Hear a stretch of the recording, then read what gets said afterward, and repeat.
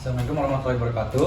Perkenalkan, kami dari kelompok 6 akan mempresentasikan hasil kerja kami, yaitu bertema token based authentication. Sebelum itu kami akan memperkenalkan diri kami masing-masing. Perkenalkan, dari saya Fikri Abal Al-Ghifari dengan NIM 1303220028. Dan saya Aditya Bayu Erlangga Tarigan dengan NIM 1303210152. Dan saya Aldiandro Tibiasa Rilando dengan NIM 1303220046. Saya Hananta Sofiardi dengan NIM 1303220117.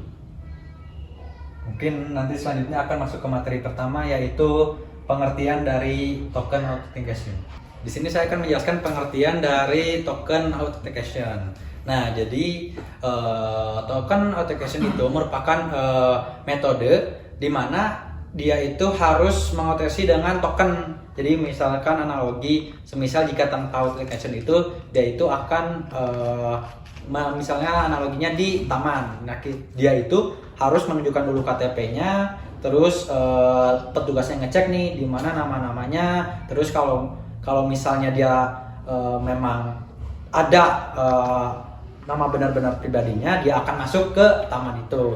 Namun dengan token authentication ini, dia tidak perlu menunjukkan KTP aja. Jadi dia awal itu harus mendaftar dulu di alamat di internet, misalnya di webnya gitu. Nah, habis itu dia hanya menunjukkan tokennya aja ke pegawainya, dan pegawai itu pasti ntar mengecek nih ini nama-namanya, alamatnya. Jadi udah ada pasti. Nah, itu tuh untuk mempercepat langkah dari programnya, dari keamanannya.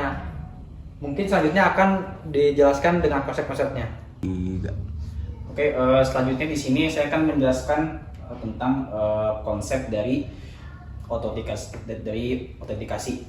Oke, jadi konsepnya itu adalah metode yang memverifikasi identitas pengguna dengan memeriksa token. Nah, token itu apa? Nah, token itu string karakter unik yang dikeluarkan oleh server setelah pengguna berhasil login. Nah, cara kerjanya gimana? Yang pertama itu ada login. Nah, pada login ini pengguna akan memasukkan kredensial mereka ke server. Misalkan seperti nama pengguna sama yang kedua ada kata sandi. Nah, lalu yang kedua itu ada verifikasi. Nah, verifikasi ini apa? Jadi server akan memverifikasi kredensial pengguna. Lalu yang ketiga ada penerbitan token. Nah, penerbitan token ini apabila kredensial valid, maka server akan mengeluarkan tokennya kepada pengguna. Nah, lalu ada penyimpanan token. Pengguna akan menyimpan token dengan aman baik di browser mereka untuk token sesi ya, atau di perangkat mereka untuk refresh. Lalu ada akses sumber daya. Nah, saat pengguna ingin mengakses sumber daya, ingin dilindungi, mereka akan menyertakan token dalam permintaan mereka. Lalu ada validasi token. Nah, server akan memvalidasi token untuk memastikan itu valid dan belum kadaluarsa. Lalu yang terakhir ada otorisasi akses. Apabila token valid, maka server akan mengotorisasi akses pengguna ke pengguna server.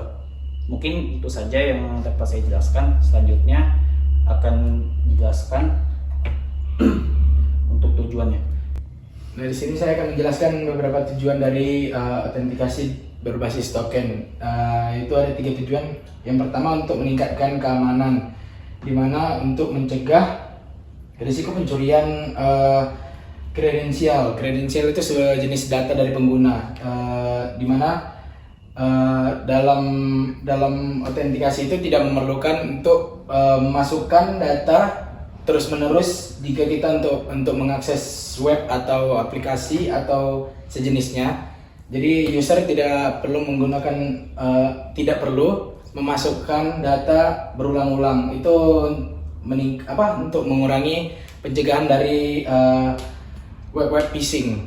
Nah, untuk yang kedua tuh ada meningkatkan skalabilitas, di mana tuh autentikasi berbasis token itu tidak memerlukan server untuk menyimpan data dari user pengguna. Jadi server itu bisa digunakan untuk lebih banyak melayani user-user lain gitu. Nah, Yang terakhir itu ada memisahkan autentikasi dan otoritas. Nah, di mana itu autentikasi dan otoritas bisa dipisah. Jadi hal itu dapat memfleksibelkan dan membuat lebih aman pada web itu tersebut dari pengguna. Sekian dari saya, dan selanjutnya akan dilanjutkan untuk beberapa contoh dari autentikasinya. Baik, di sini saya akan menjelaskan beberapa contoh dari autentikasi. Yang pertama itu ada di aplikasi web, itu bisa kita lihat contohnya dari Google. Jadi kalau di Google, saat Anda masuk ke dalam akun Google itu Google bakal mengeluarkan token yang memungkinkan Anda mengakses berbagai layanan Google seperti Gmail, Google Drive, dan YouTube atau yang lain-lain. Tanpa harus memasukkan kata sandi. Ada lagi yang lain bisa seperti Facebook ataupun Twitter. Itu pun yang dilakukan di Facebook sama Twitter itu kurang lebih sama Google. Lalu yang kedua itu adalah ada di API atau API ini, itu bisa kita lihat di Twitter. Di Twitter itu menyediakan API yang memungkinkan developer untuk membangun aplikasi yang berinteraksi dengan platform Twitter. API ini tuh menggunakan autentikasi berbasis token untuk mengamankan akses ke data dan fungsi Twitter. Ini juga bisa kita dapatkan di GitHub dan OpenWeatherMap. Lalu yang ketiga itu ada perangkat IoT. Di perangkat IoT ini bisa kita dapatkan di Nest, Philips Hue, sama Amazon Echo. Kalau misal kita ambil seperti yang ada di PPT ini dari Amazon Echo, speaker itu ada speaker pintar, ada terus menggunakan autentikasi berbasis token untuk memungkinkan pengguna mengontrol perangkat rumah pintar lainnya dan mengakses berbagai layanan Amazon. Perangkat IoT ini bisa kita lihat kalau misalkan di yang sudah banyak digunakan oleh orang-orang juga, itu seperti kayak Bardi juga, itu salah satunya. Mungkin itu adalah contoh-contoh dari autentikasi ini. Mungkin ada beberapa referensi dari yang kita ajukan untuk materi ini. Selanjutnya, sekian dari kelompok kami. Mohon maaf bila ada kesalahan kata. Wabillahi taufiq wal hidayah. Wassalamualaikum warahmatullahi wabarakatuh.